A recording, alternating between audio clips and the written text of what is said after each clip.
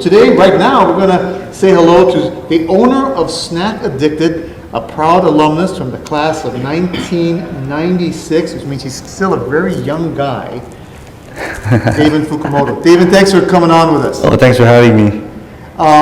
Before we get into SnackAddicted, I always ask these alums, remember if we flash back to when you were a student at St. Louis, back when, what was 16 to 18-year-old Davin like roaming the hills of Kalaipohaku?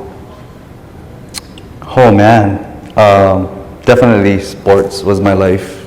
Yeah, I actually didn't have my first girlfriend until I was a senior in high school because I saw my friends getting all messed up.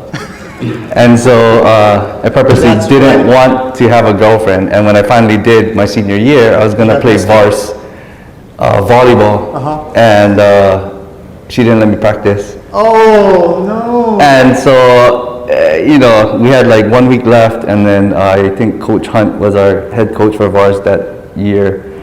And I told her, I got to play. Like, I've been playing volleyball my whole life. I used to play volleyball, soccer, baseball and all that, but she's like, well, if that's what you want to do, go do it then. So I go out, and then Coach Hunt says, you know what, I know that you played JV since freshman year, but you only came out now. It's not fair if I put you on the team. And I was like, okay, but I still want to practice. So I went, and I missed my Vars chance. Oh. But you know what? It's okay. Learning lessons, right? What they will do to you, bro. Oh, man. Mistakes are not mistakes unless if you learn from them, right? So. Oh my goodness. And then going to what compelled you, at what point, so you graduate from St. Louis school and you go through your path. Everyone kind of goes through and you experience different things and you try different stuff, employment, whatever have you, college, or what point in your life did you kind of suddenly say, you know what, I want to start my own business. I want to kind of do this on my own, be the entrepreneur, because that is a big, huge step and decision. Where were you in your life when that kind of clicked? To tell you the truth, I never wanted to be a business owner. I always worked for people because it's easier that way, right?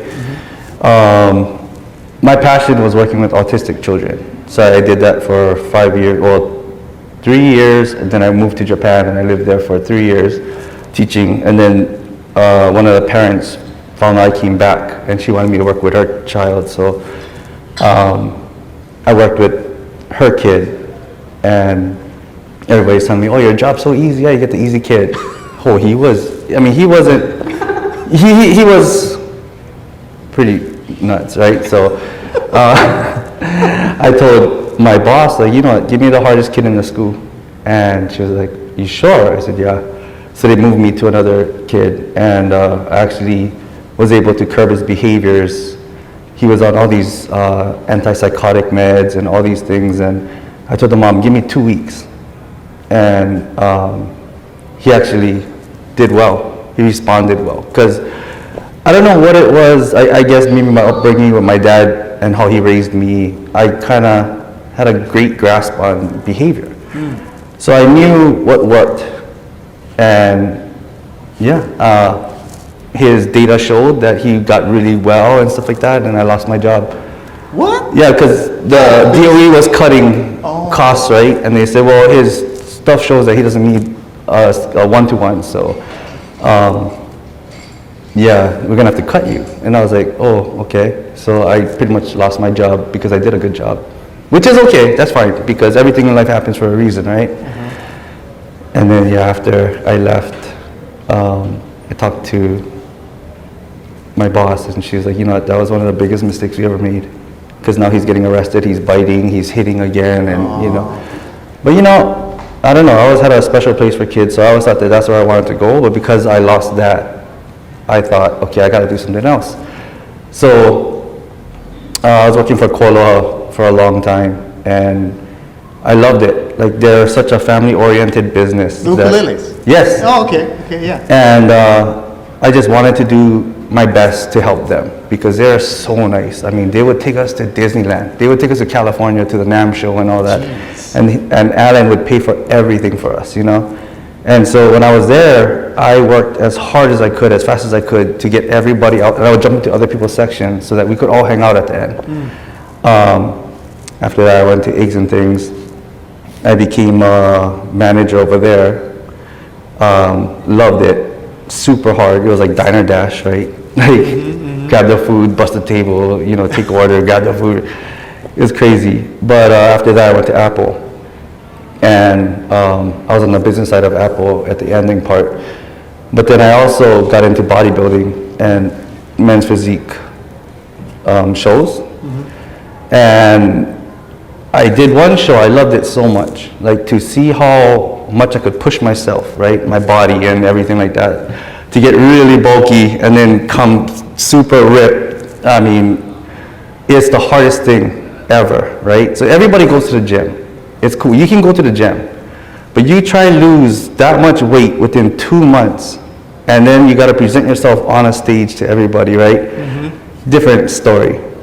Diet, and you gotta be strict. You know, I was doing cardio, 45 minutes, lift, go to work, go back, then I lift, then do more cardio every day for a month, for the last month. Yikes. It's crazy.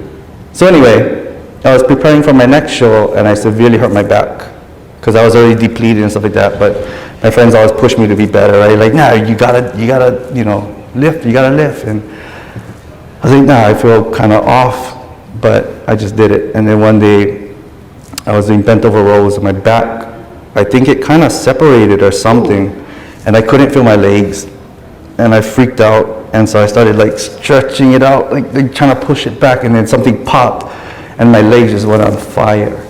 So I actually couldn't work for a year. Holy Yeah. cow.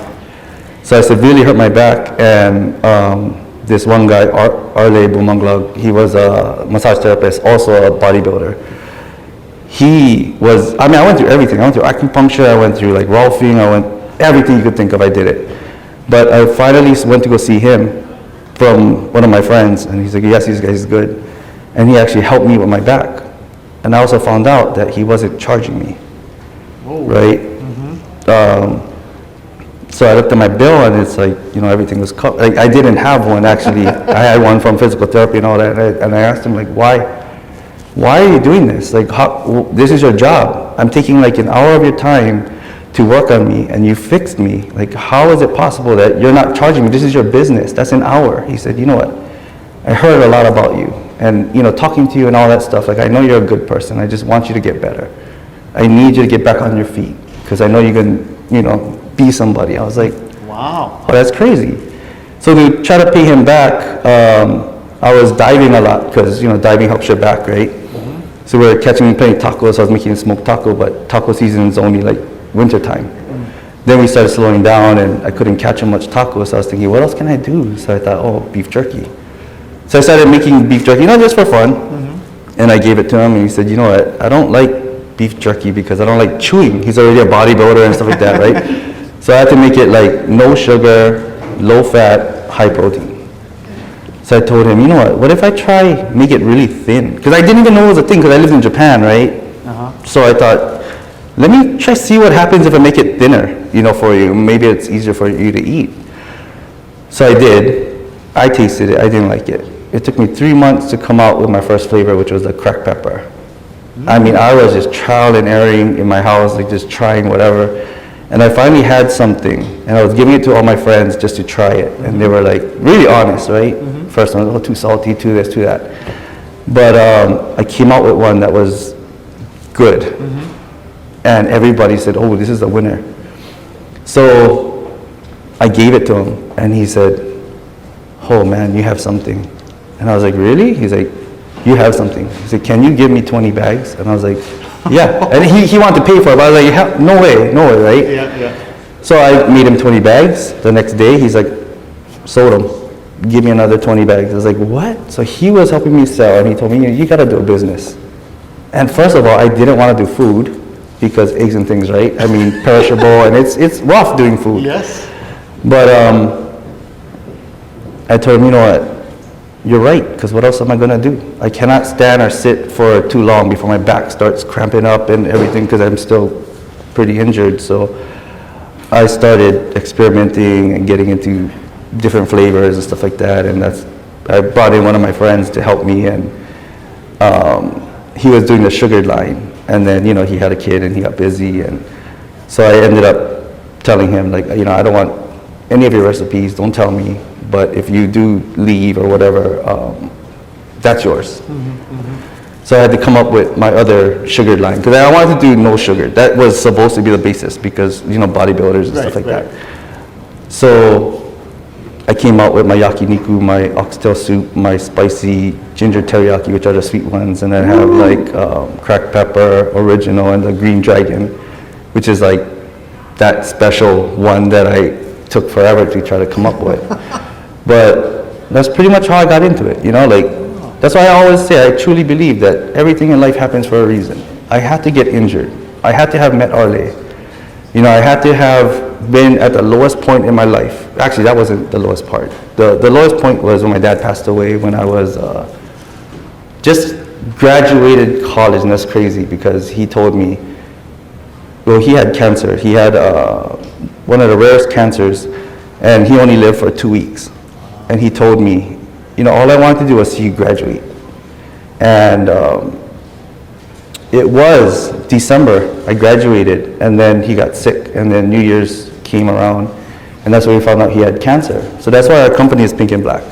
Oh, okay. For cancer awareness. But it's really like, life has so much darkness in it, if you want to look at that. But the pink shines through so brightly that if you want to look at the good stuff, that's where you appreciate life. That's where life comes into play.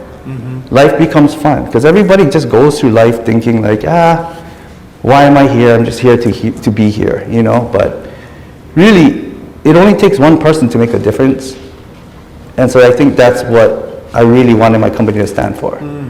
So I donate a lot, actually, and it's a lot that I don't post about, and a lot that I don't say. And a lot of times I'm donating to families itself that are going through cancer that, I find out, like, and my accountant starts getting upset, like, that's coming out of your pocket. And I said, well, I shouldn't have this company in the first place.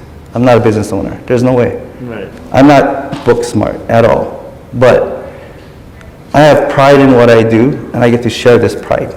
So that's why when we do shows and all that stuff, like, I take the time to talk to as much people as I can, because everybody gets lost, right? Everybody feels at one point in their life or whatever, like, what am I doing? It's not that I have it down, but I had to go through my dad passing away, and then I started hating life. I started hating everybody. I thought, people are just selfish, and so I'm going to be selfish. I don't care about anybody. And then my mom, the day my first daughter was born, she said she felt sick and whatever, and come to find out she had severe pneumonia. And my uncle is one of the top infectious disease doctors, and so we had to call him, and he told me, it doesn't look good. Pray for the best, but prepare for the worst. He said, I'm going to tell you straight up, it doesn't look good. So 3 months, every day I was in the hospital talking to her, and me and my mom are not close because they're Japanese, right? You don't show feeling and all that stuff. But I was the closest to my mom during that period, and it was amazing. I mean, we had great conversations and all that, and in my heart, I just wanted her to do good. So I was telling myself, like, through my dad and through going through life, that life sucked and all that stuff. If you just let my mom live, I will be the best version of myself that I can be. I promise you. I will believe everything that you gave me was good. Nothing was bad. My dad passing away, I will see it as a good thing. It had to have happened for me to become who I am now. My mom almost dying had to have happened for me to become who I am now. And she pulled through. Oh, right. Her last x-ray for her chest, even the x-ray technicians are like, you made it. Terrific. Because not only that, she's older, right? And she had an enlarged heart. So they thought, heart attack, or she's going to die from the pneumonia.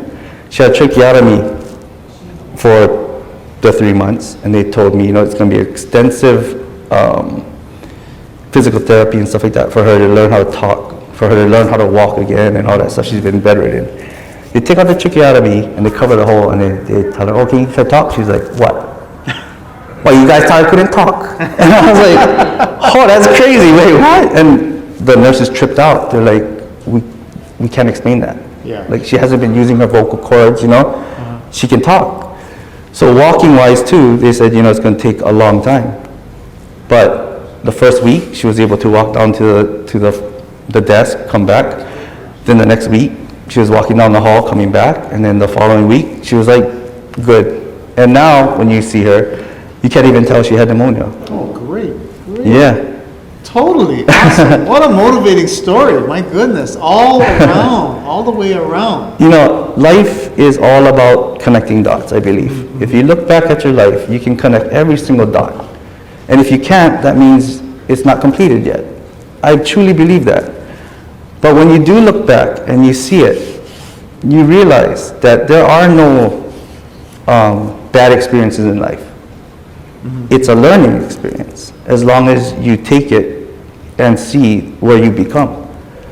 And if you become bitter and all that stuff, maybe you should change. If you became a better person, then be thankful that all those things happen. Yeah. So, yeah. Wow.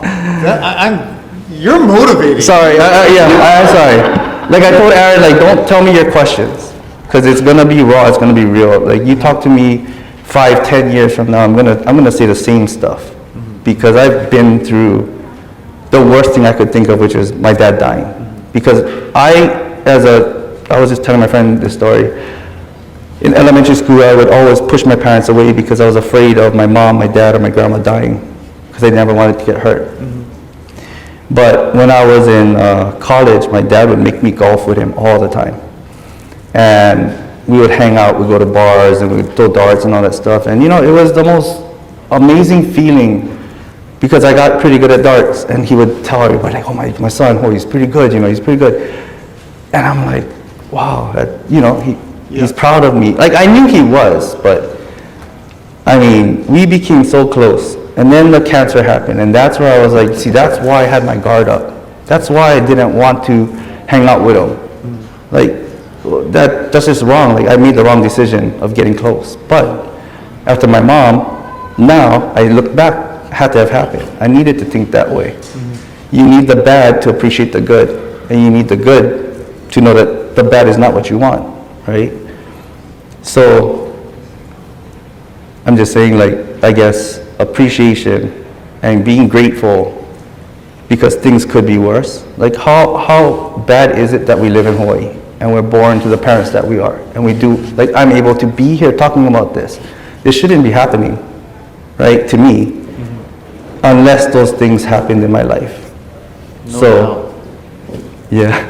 Well, it's good to know a lot of good now is happening for you and your life. And we want to thank you for coming on the show and also sharing how things started with you and the path that you came. And I hope it's great motivation for all the students now coming through to hear an alum like you being successful, going through trials and tribulations, but being successful and doing what you want to do. Appreciate it. Where's SnackAddicted located? 124 Kona Street, second floor. We're right above Side Street in that parking lot, right next to Koloa and Purvey Donuts. And then if you guys can try to Phoenix Feather Challenge, yeah. Phoenix. Dave. Yep. Yeah, you can follow us on Instagram, SnackAddicted, and Facebook, and our website. Will do. David Yeah. Fukumoto, thanks so much for joining us. Thank you for having me. I appreciate it. Thank you. All right. We'll Thank take a you. time out. This is the Brotherhood on ESPN Honolulu.